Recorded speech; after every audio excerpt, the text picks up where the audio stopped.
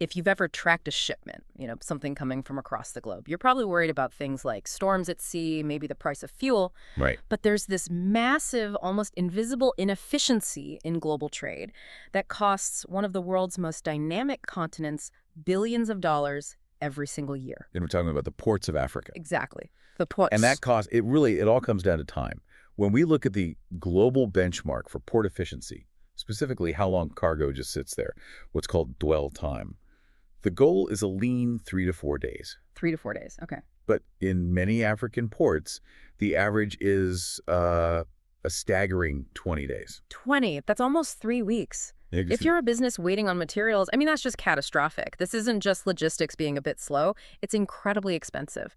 The analysis we looked at shows port congestion in Nigeria alone costs the country around $55 million It's up a day. a day in lost economic activity. That's not just a headache, it's a huge drag on their GDP. It is. But this is actually where the story gets really interesting.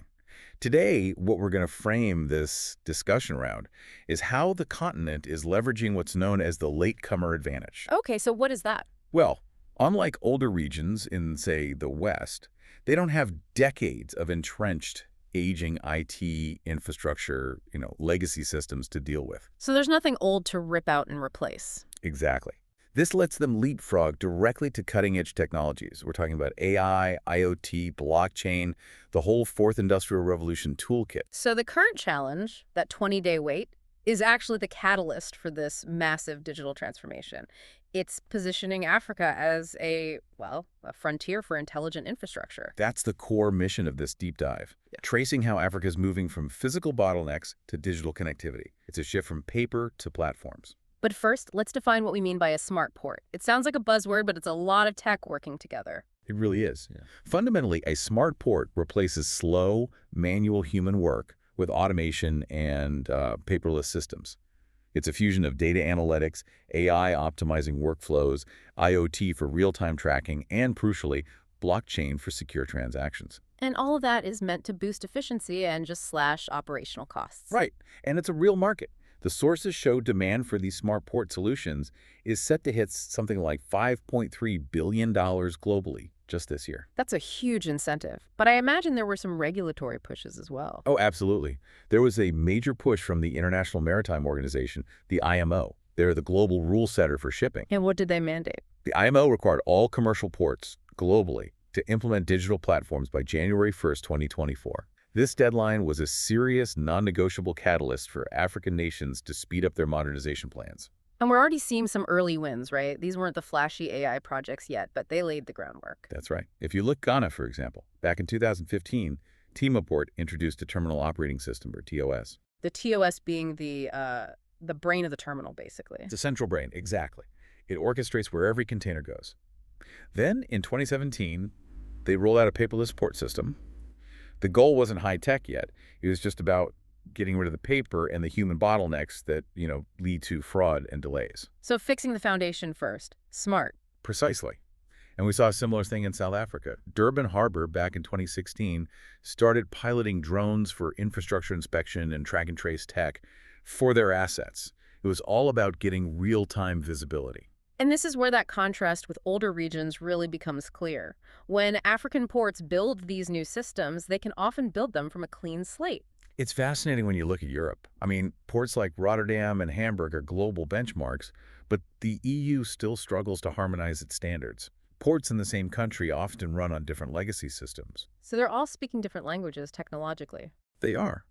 And this big initiative to create a unified platform, the European Maritime Single Window, is incredibly difficult because you're trying to get 27 different proprietary systems to talk to each other. So it's like Europe is trying to sync 27 different old phone operating systems, while many African nations can just decide to build one clean, modern one from scratch. That's a perfect analogy. Many African nations have strategically chosen to build a single national platform, the single window. And that centralization means everyone, customs, port operators, shipping agents, is on the same page. Exactly. And the results are immediate.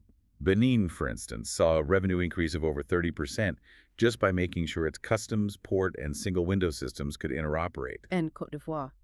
Similar story. Integrating key stakeholders into their single window drastically cut import and export processing times. The single platform choice is a game changer. And nowhere is that more clear than in Morocco, which is widely seen as Africa's smartest port leader. That's right. TangerMed already runs a fully digital custom system, but it goes deeper than that. Look at Casablanca. Right, the port operator there, Mars and Morocco, they deployed an AI-driven planning platform, Hayport. And that specific case gives us one of the most powerful metrics we saw. By using AI to centralize and optimize port call planning, they achieved a 90% reduction in manual communication. 90%. And critically, that saves 180 minutes, 3 hours per port call in just planning and coordination time. 3 hours per ship. When you think about fuel costs, scheduling, that's a massive financial advantage that trickles all the way down to the consumer.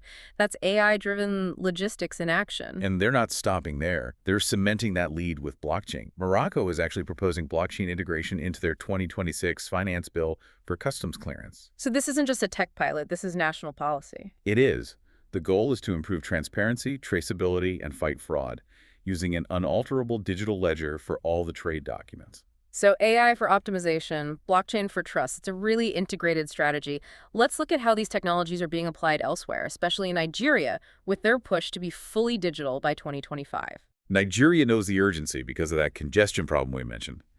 They've had some success with foundational tools, like the Edo Truck e-call-up system, which helped with road traffic in Lagos. But the 2025 goal is much bigger than that. It's way beyond that. It means full implementation of AI, IoT, and even advanced concepts like digital twins. Okay, digital twins. That might be a new term for some of our listeners. Can you break that down in a port context? Of course. A digital twin is basically a virtual, real-time replica of the entire physical port. You feed it constant data from IoT sensors on cranes, trucks, everything. So it's a live simulation? A live simulation. Yeah. And the AI can use that model to predict bottlenecks, optimize how resources are used, and test changes all before a single real truck or ship even moves.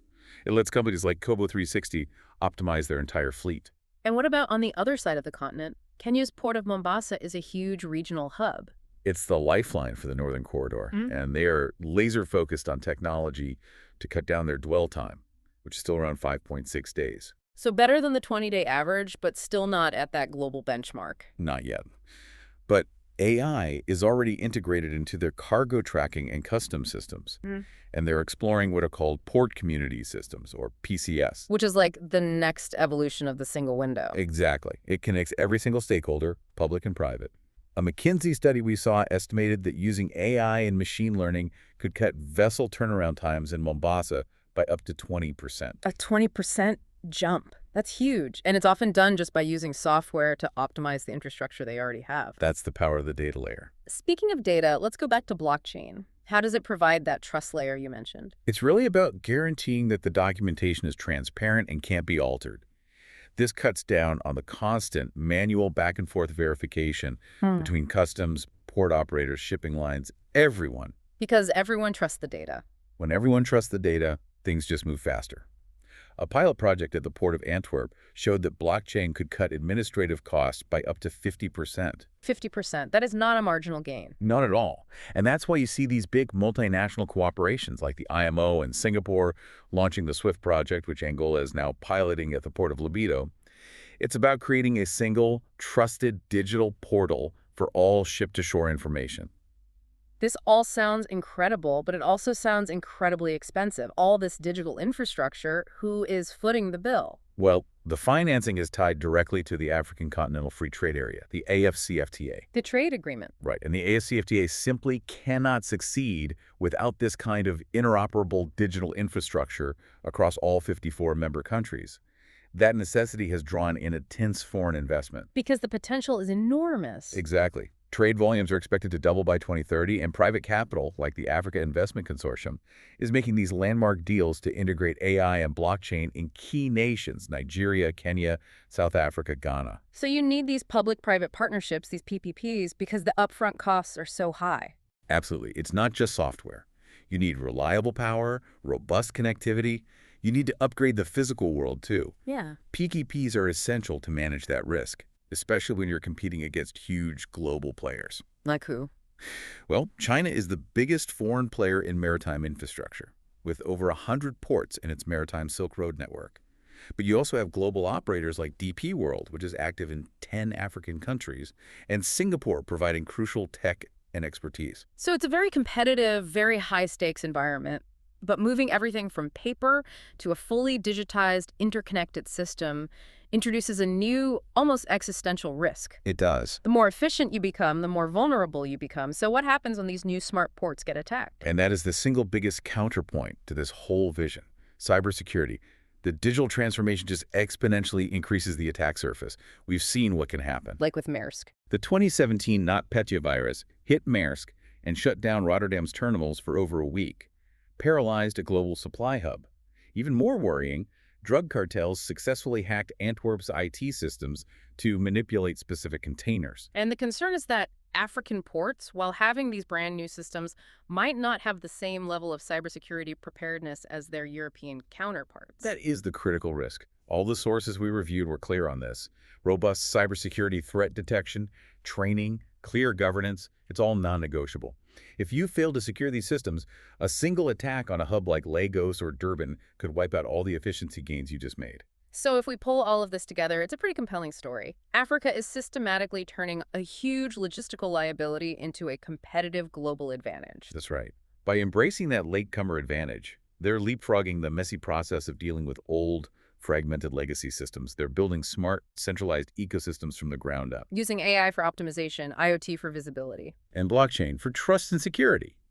And the FCFTA is the engine driving it all, making sure the high investment, managed through these strategic partnerships, is redefining efficiency across the Global South. It really is a revolution being driven by data. But, the ultimate success of these smart ports will hinge on something less tangible than hardware or software. It's the ability of governments to create the cross-border regulatory frameworks that let the data actually flow freely and securely between nations. You can't just have a smart port in one country. No. You need interoperable smart ports across the continent for the FCFTA to really work. So we'll leave you with this final thought. In this new, connected African trade environment, what single piece of information, if it were digitized and shared instantly and securely across just 2 borders, could unlock the next 30% jump in continental trade efficiency? The answer is probably in there somewhere, between customs pre-clearance and verified commercial documents. Something to think about.